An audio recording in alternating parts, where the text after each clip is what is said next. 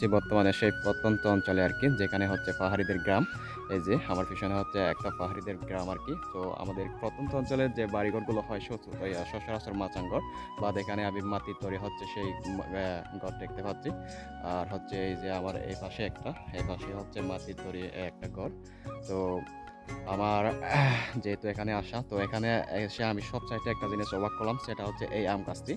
Just দেখেন guys, কি যে পরিমাণে হচ্ছে আমের বোল পড়ছে, একদম বলার বাহিরে আরকি।